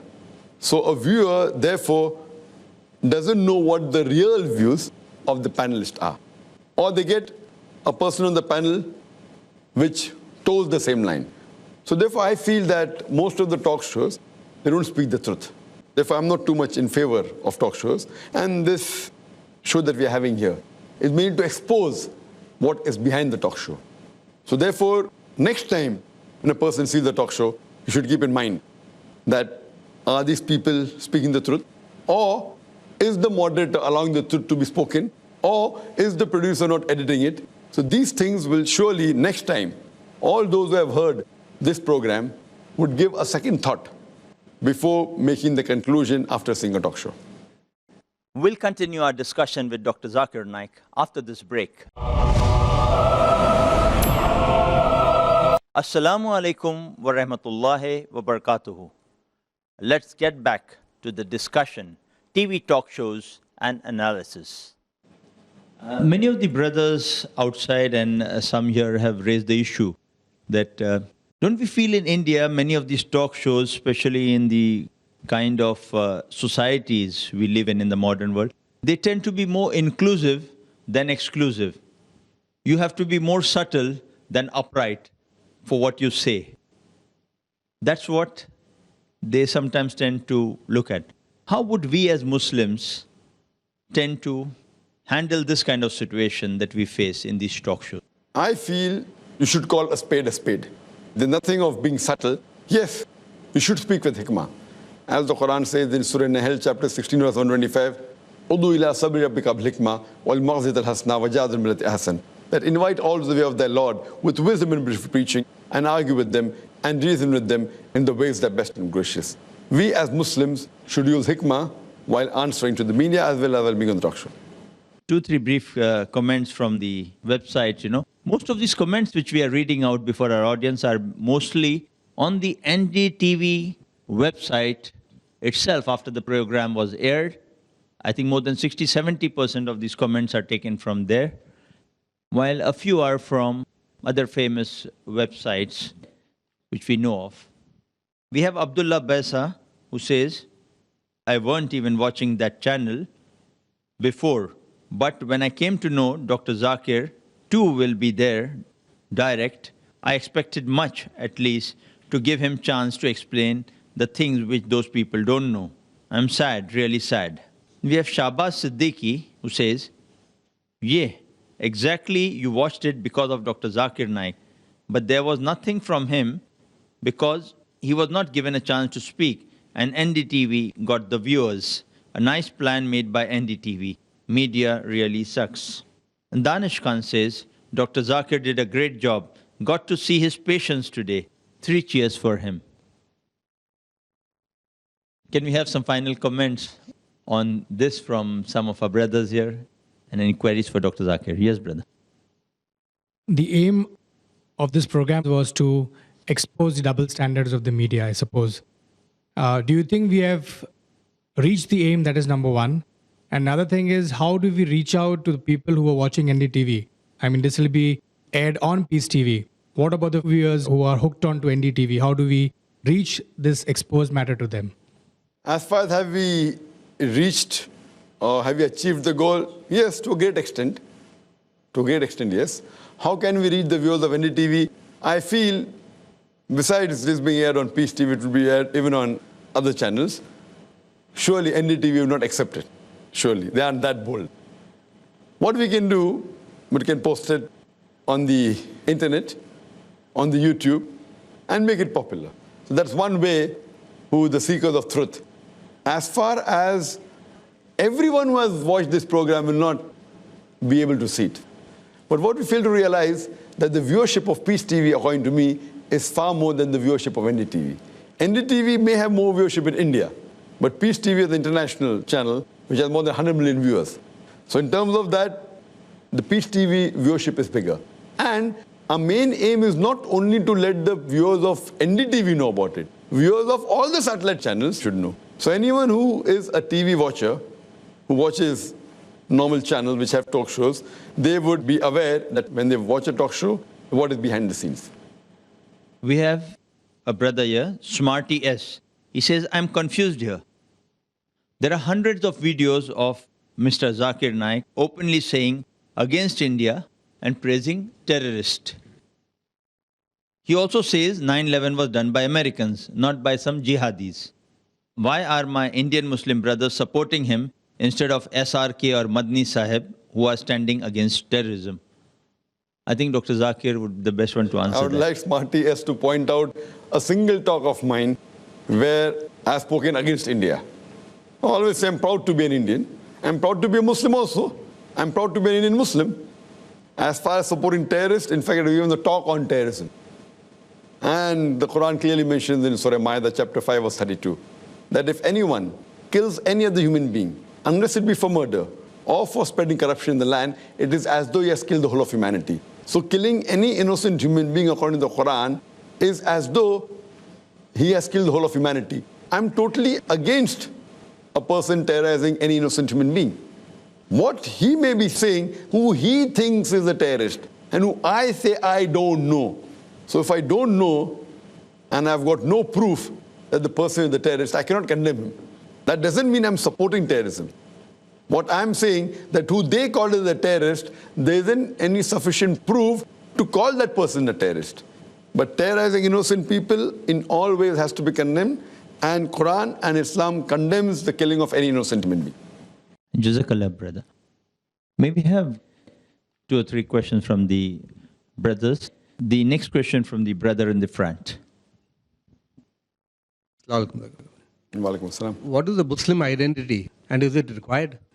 As far as the whole talk show on We the People, the Muslim identity is concerned, I don't think the talk show did justice.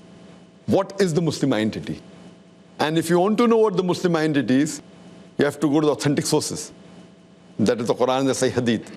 And as far as the Muslim identity is concerned, identity means the person should identify.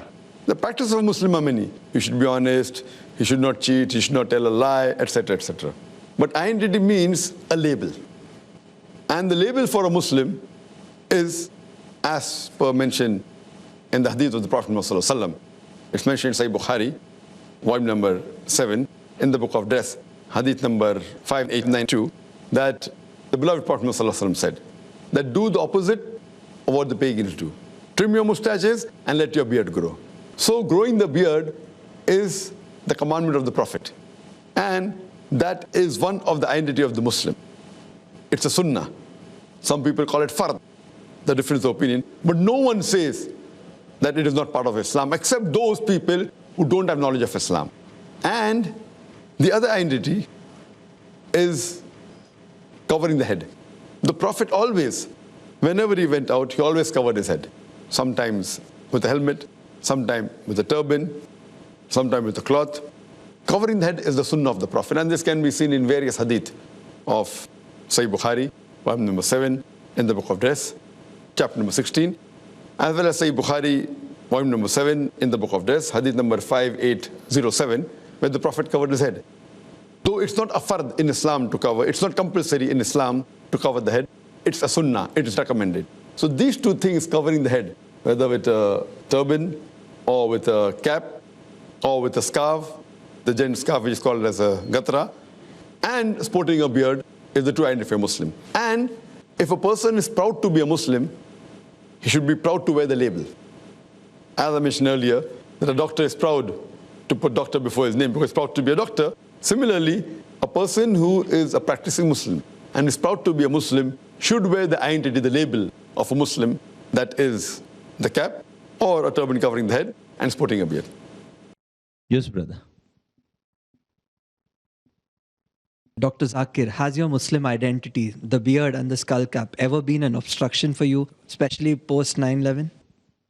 As far as the Muslim identity, the skull cap and the beard being obstruction for me, as far as my colleagues or the people who are in the same field as me, that is propagation and giving lectures, I know most of my colleagues have been in tough situations, keeping a beard, wearing a skull cap, traveling to different countries, especially going through immigration.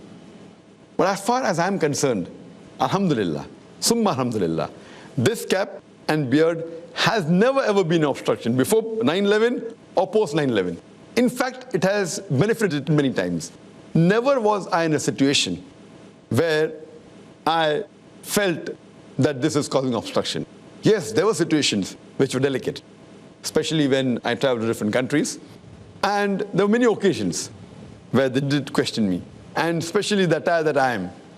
Besides having a cap and a beard, I'm wearing a suit and a tie. It's a soft target. But this has always given me opportunity to do more dawah. I'd like to narrate one incident that when I'd gone to Los Angeles, post 9/11, 2001, I think it was in 2003, 1.5 years after the 9/11 attack, I went to Los Angeles. And seeing in this attire, I was expecting that there would be special interrogation for me. And that's exactly what happened. And they sent me to a special immigration officer and started questioning me. You know, telling me that, what type of a Muslim are you? I said, I'm a Muslim. Are you a Wahhabi? I said, Wahhab is the name of attribute of Allah subhanahu wa ta'ala. I'm Abdul Wahhab. I'm a servant of Allah. And asking me that, what's your profession? I said, my profession is to spread the truth. Because Jesus Christ, peace be upon him, said, it's mentioned in the Bible, seek the truth and truth shall free you. And this way the conversation went. And when the immigration officer asked me, that why have you come here? I said, I've come to receive awards. Award for what? I said, for spreading the truth. And later on when I went to the customs, I purposely said that I've come to attend a conference. Oh, conference? Okay, go for checking. We'll move on with the discussion, inshallah, after the break.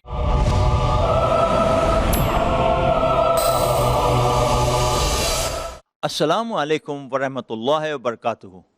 We continue our discussion with Dr. Zakir Naik on the topic TV talk shows and analysis. And later on when I went to the customs, I purposely said that I've come to attend a conference. Oh, conference? Okay, go for checking. And when they opened my suitcase, they found one of my DVDs, the title of which was Terrorism and Jihad in Islamic Perspective. And it showed a gun on the cover. He said, do you believe in jihad? I said, yes, I believe in jihad. Jihad means striving and struggling. Jesus Christ, peace be upon him, believed in jihad. No, do you believe in fighting? I said, yes, Jesus Christ said. It's mentioned in the Gospel of Luke that take the sword and fight. It's mentioned in the Bible many a time that you have to fight in the book of Leviticus, in the book of Numbers, in the book of Exodus. You know, there were about 8 or 9 custom officers. They gathered together and said that, sir, can we ask you one more question? Sir, can we ask you one more question? And I told my host who were waiting for me that don't worry, I'm just doing some dawah. So I grabbed every opportunity to convey the message of Islam. I know it's a critical situation, especially when you go through immigration, through custom, crossing from one country to the other. I would not advise everyone to give the same answers as me, because they may not be well versed. And I follow the verse of the Quran, of Surah Al-Imran, chapter 3, verse 64, which says, "Ta'alaw ila kalimatin sawa'in bayna bainakum." Come to common terms as between us and you. Which is the first term? Allah na'budu illallah, that we worship none but Allah. And in such way, I've been to Australia, I've been to UK, and believe me, I've never been refused visa to any country in the world.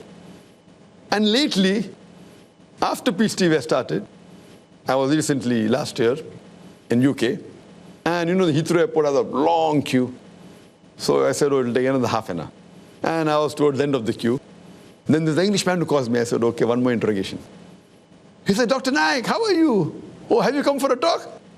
So he makes me break the queue, thinking he wants to interrogate me, but he recognized me because he saw me on the channel. So have you come for a talk? I said, no, I've just come to meet my friend. Okay, when are you coming again for a talk? And now, because I come on the channel and people see me and they hear my views, it is a benefit. And especially in the Indian immigration.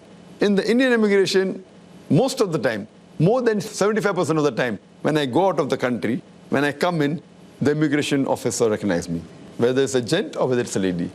And I may have to spend some more time either answering the query or maybe giving an autograph. And most of them are Hindus, mind you. When I come through the custom, it's easier for me to walk out. Most of the time, I don't have to put my bag through the X-ray machine. Someone recognized me, oh, Dr. Naik, you need not go through the scanning. Once a Hindu customer told me, Dr. Naik, jo bhi kahenge, sach ke siva kuch nahi kahenge. You know, as though I'm going in a court of law and putting my hand on the Gita, you know, the Hindus do, or a Muslim putting on the Quran, ke jo bhi kahunga, sach ke siva kuch nahi kahunga. So what we realize, that if these Hindus were really offended, they should have given me trouble. Because these people have seen me on the channel. Recently, when I just came up yesterday from Dubai, one person said, that Zakir Naik complained. I said, what is the complaint? You know, your channel has stopped coming. I said, where do you stay? I stay at Andheri. I said, go and ask the cable operator. So he's complaining to me that why has the channel stopped? So what we realize, that being in this field of dawah, it has benefited me, alhamdulillah. It has never been an obstruction. And many a time, when I go to buy something, whether it be in India, whether it be in Dubai or other parts, many a time, the shopkeeper, they don't want to charge me. Many times they want to give me a discount. Many times I go to restaurants, even as non-Muslims, when they recognize me, they don't want me to pay the bill. It's not only here, it's in Holland, it's in London, and I've traveled throughout the world, and very often. So this shows the power of the media. Not only amongst the Muslims, even the non-Muslims. When they recognize, they go out of the way. And this is what happens in the police. Even in the police force, mashallah, whether it be the Joint Commissioner of Police, whether it be the Commissioner of Police, and I have even been to the National Academy in Hyderabad. So, mashallah, never have the cap and the beard ever been an obstacle. In fact, it has always been a benefit for me. I did it because of the commandment of Allah subhanahu wa ta'ala, not for getting discounts, not for crossing the customs easier, but as we say, that it is Allah subhanahu wa ta'ala, you know, who's the best to help you. And alhamdulillah, I'm proud to be a Muslim, and it even has a positive impact on the non-Muslims. Jazakallah, Dr. Zakir, for those candid comments and your first-hand account, not armchair account, but being in the field in practice. So surely I disagree with Barakadat being stereotype. This stereotype, if you call, the beard and the cap has always helped me. It has been a benefit for me. And this is what I wanted to tell even in the show.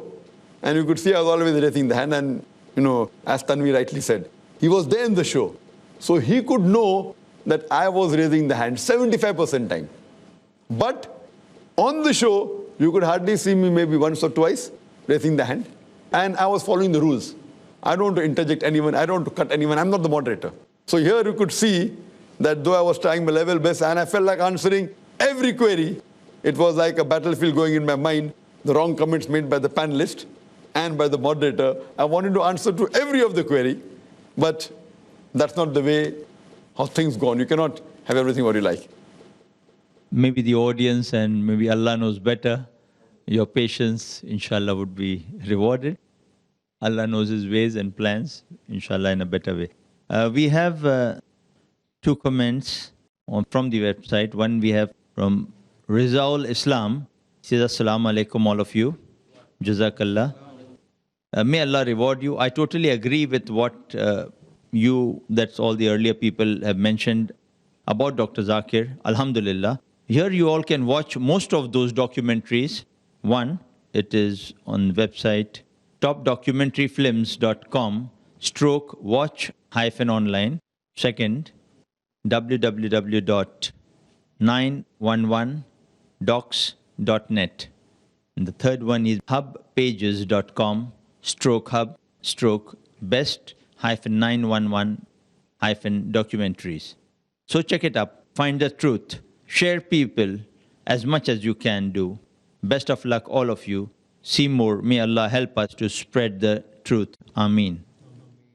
In another comment, he further says, It is sad for us that our lover, Dr. Zakir Naik, has not more been given chance to speak. He should have been given more chance to speak. But good things are that it was clear for us Dr. Zakir Naik is once again proved himself. He's a true and brave Muslim, especially when he talked about Bin Laden and what are the real faces of media. May Allah protect us and guide us. Ameen. Jazakallah. From brother Arif Muhammad. He says, firstly, Barkhadat once again proved it that media is against Islam. She asks actors like Shah Rukh who know nothing about Islam. He could be the best actor in the whole world. If you want to know who these terrorists are, then ask the politicians who take the law in their own hand. Muslims are not terrorists. And media as a whole is against Islam. And furthermore, Islam doesn't degrade a woman, it uplifts her. If in the name of art and culture you want to sell your wives, you want to sell your daughters, you all can do it. The Vedas also speak about hijab. Bible speaks about hijab.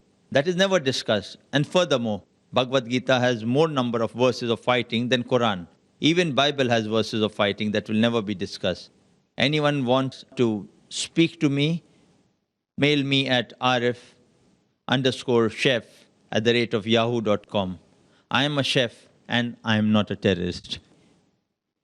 So I think this is a new style we have developed. Professional Muslims, highly educated Muslims, this kind of Muslim and that kind of Muslim, and they have to say after that and clarify. Emphatically, I am not a terrorist. I would like Dr. Zakir to comment on that. I am Zakir and I'm not a terrorist. Thank you. Jazakallah khair for that. Don't go away. We just have a short break.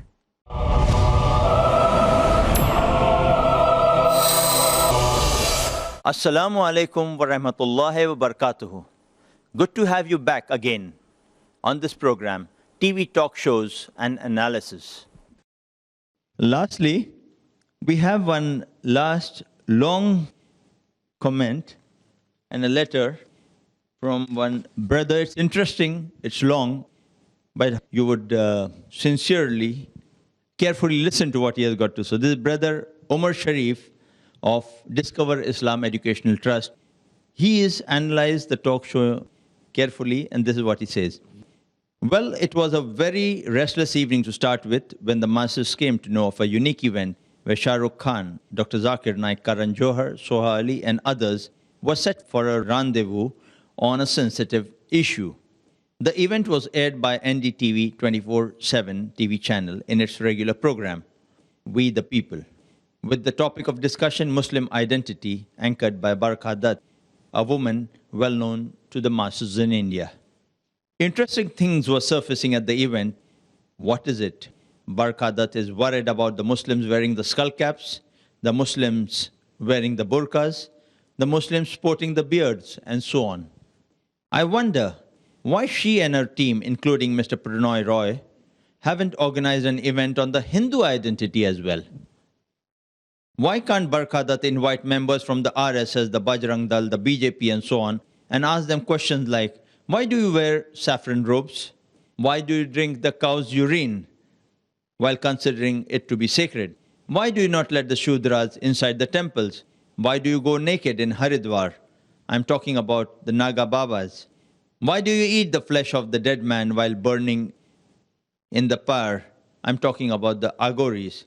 Why do you worship idols, snakes, monkeys, and men? By the way, the list of questions is too lengthy. Hope to see an event on the Hindu identity someday. Anyways, coming to the event that was watched by many, there was a set agenda by the media people. The agenda is to pose questions in such a manner that you get an incomplete answer and make the members in the panel to argue and end up in disagreements. This is an art in itself to bring differences amongst the people, and Barkha was trying her best to do that, while her true colors were shown by her face and body language in the course of doing that. By the way, everyone is not too good to have mastered this art as Tim Sebastian of BBC has, a witty and a shrewd moderator indeed. The questions posed by Barkha were not in any way to know the reason for the skull caps or burqas, but was to show the collision between the learned and the ignorant. How can anyone expect one answer in unison from the people of two extremes? While Shah Rukh Khan himself said he does not have much knowledge about Islam, to ask his opinion on the subject is to make him make mistakes and errors. For example, if we call parents and the children below the age of 6 to share the panels and ask them one common question, is it necessary to give vaccinations to the children? We are sure about the answer that we would get. No from children and yes from parents. One need not be a PhD to know this. The children out of ignorance would say no to the injections and vaccines, while on the other hand, the parents with wisdom and knowledge would say yes to give injections and vaccines. Even though the parents know of the pain that their children would undergo, they would decide on this being aware of the benefits of the vaccines. And that's the impact of having knowledge. Similarly, there were differences of thinking between the learned men and the ignorant men. Shah Rukh was a truthful person, for he said he does not have knowledge on Islam. Well, to say that I don't know is in itself half the knowledge. I congratulate Shah Rukh for that. But the man Kabir, who happens to be an ignorant on Islam, believes to know all about Islam. Now that's a disaster. While Dr. Zakir gave the definition of being a good Muslim, Kabir at once jumped with the comment by saying that it was a narrow understanding of Islam. Look at the ant challenging the elephant. What a miserable Kabir. Kabir never gave his broader understanding of Islam anyway. Now the moderator Barakadat got what she wanted. The idea was to snub the scholars and the learned. They got what they wanted. Well, to talk about the media's strategies to get their set mileage would get too lengthy to deal with it now. I would skip some of the comments, this being a lengthy thing, and go on to the more interesting ones for our audience and Dr. Zakir. The issue of wearing skull caps and burqas were discussed in the forum. Mr. Ali Padamsi rightly said that even the Sikhs wearing the turbans and sporting the beards as well. In fact, people of all faiths have a symbol or label to represent their community. It is simple to understand. If NDTV channel and other channels didn't have a logo, it would be difficult to identify NDTV channel. While one is scrolling through the channels, imagine if the policemen, the advocates and the doctors wore a common uniform. It would be total chaos. Lunatic fringe. This was the expression that was directed toward the religious and learned Muslims in general. That was outrageous. If the comment was made on a specific group, that can at least be tolerated. But to make a general statement on them was totally misleading. We request the NDTV 24/7 to organize a debate between Dr. Zakir Naik and Barka Dutt on the subject, is Islam the only solution for peace in India? If the NDTV has guts, let them relay it live to the masses as well. It's time for the Muslims to use all the media to spread the true message of Islam in an upright and forthright manner.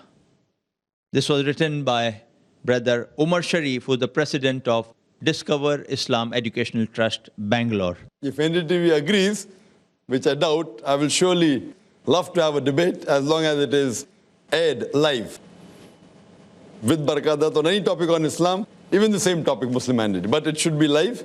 It would be my pleasure. That was the open, truthful, exposing comment of Dr. Zakir. Let it be live, let it be fair, let it be just. I am all for it to explain my viewpoint. And we hope we see this dialogue of understanding the truth coming to light someday, inshallah. But naturally, but the time given to both the speakers should be equal. It should not be moderated by anyone or changed. Equal time to both the speakers, irrespective whether it is 10 minutes, half an hour, 1 hour, 2 hours. If both get equal opportunity to present the point, whether the moderator likes it or not, that is truthfulness, not to cut down or to interject. Jazakallah khair, Dr. Zakir Naik, for giving us so much time, for our brothers here, as well as many watching you on television. Can we just conclude on this, the most important point we would like to know, your advice and comments to all our Muslim brothers and sisters after all these various viewpoints, discussions, some critical, some favorable. The point they would like to ask you, your advice and comments on, should Muslims take part in talk shows? as far as should Muslims take part in talk shows or not, point number one, whenever a Muslim sees a talk show, he should realize what is the agenda behind it. And if they see that Islam is being maligned, it can be two things.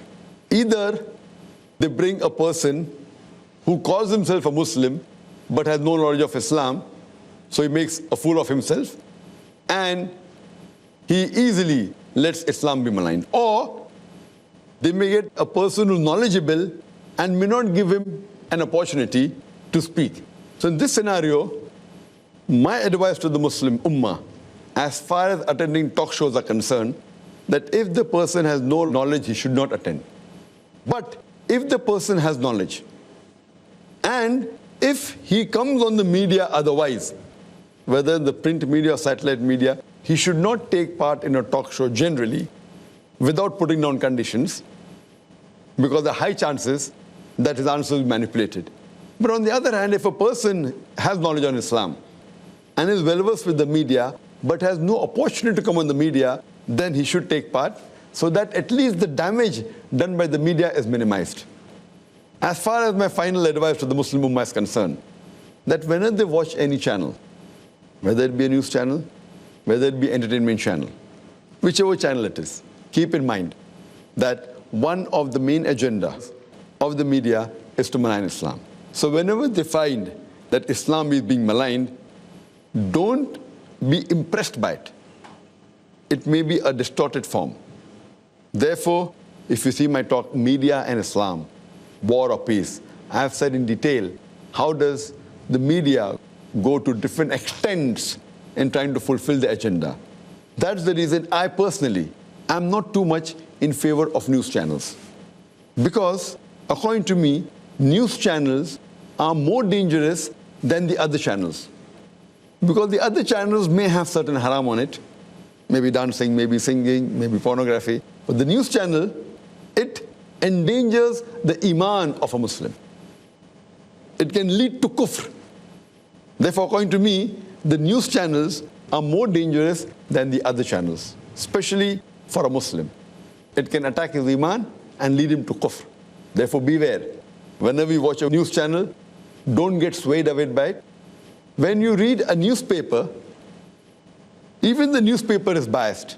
But for an average man to decipher the wrong information given in a print media is easier than on a news channel, a television channel, because a television channel involves vision and audio.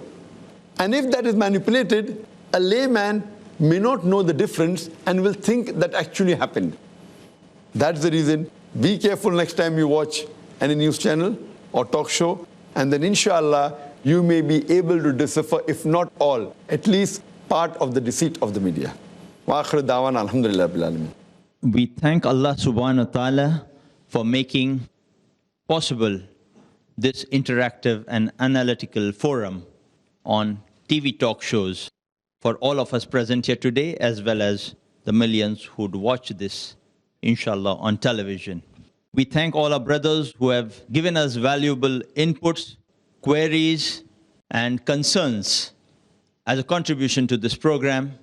And we thank Dr. Zakir for giving us his valuable comments, his clarifications, his conclusions to the analogy which was presented in a distorted form in some of the programs, giving us an idea how in some programs, if they're presented right, it does such a great good for Islam. In programs which are distorted, it can equally cause harm to the proper understanding of Islam. And in some programs, a mix of both. Where we need to take care, be aware, and where we need to take advantage of the opportunity, where we need to be careful about the threat. These are issues we learned well on this program, and we hope we share it with all those we meet beyond the realm of this interaction and knowledge. Thank you, Jazakallah Khairan, for being such a nice audience and presenting such a good forum before all who would continue expressing this message on what TV talk shows are all about beyond this program itself. Jazakallah khair. Assalamu alaikum wa rahmatullahi wa barakatuh.